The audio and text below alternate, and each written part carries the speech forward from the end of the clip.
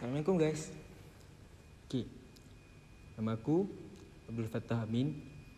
Hari ni aku nak bagi tahu korang satu perkara yang kita pandang remeh dan mudah bila mana kita nak buat satu keputusan dalam hidup kita.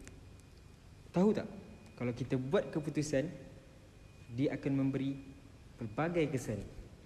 Sebab tu kita sebagai manusia yang ada akal yang diberi oleh Tuhan perlu buat satu pilihan dan tindakan yang bijak dalam setiap pilihan kita. Jadi aku nak korang tahu satu benda yang membuatkan hidup korang tenang dan bahagia, iaitu pilihan yang bijak. Jadi untuk video selepas ni yang bertajuk Satu Pilihan Memberi 1000 Kesan, jom saksikan.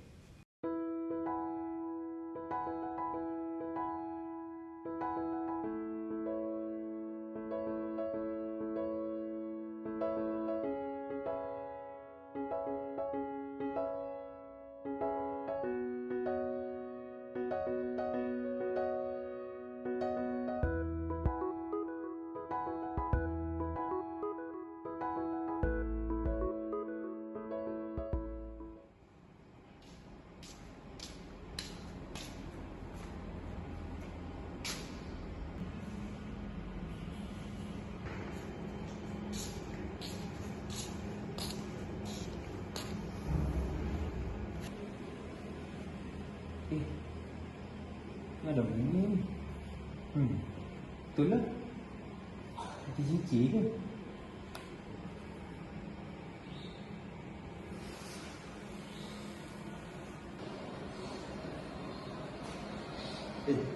Betul?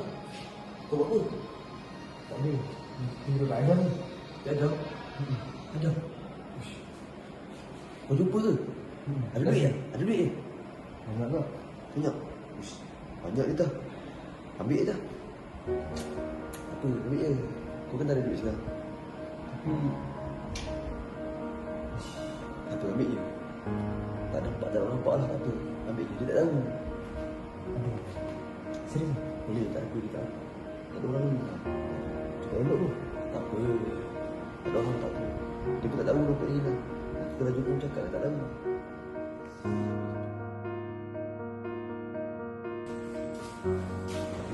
Duit ni dia boleh guna makan. Tapi tak kan? Sekejap lah. Kita test boleh lah. Ini di sini.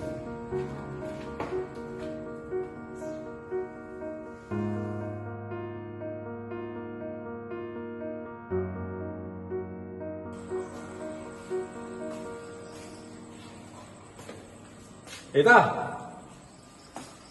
Boleh, boy. Ingat? Kau dapat Adam? Tak ada. Kau apa? Aku jumpa dia kat depan tu. Cicir kot. So nak madikan macam ambil dia. Banyak tu. Berapa? Banyak sangat kan kau ambil tu? Banyak ke? Tak payahlah. Tak bukan apa. Adam pun tahu kan macam ni dia kan.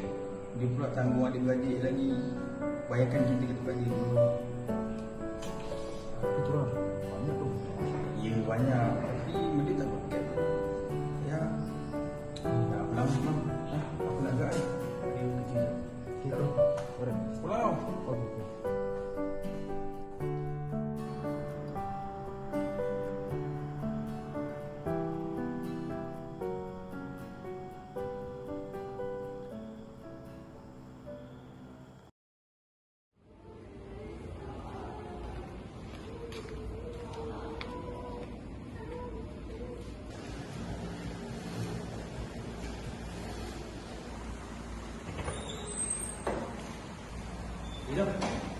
Tak.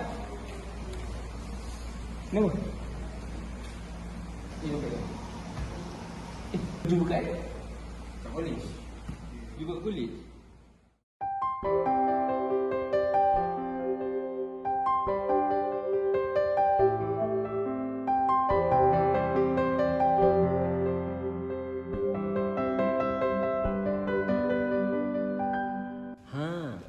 mana video tadi? Okey, baik. Sekarang saya nak buat kesimpulan dalam video tadi.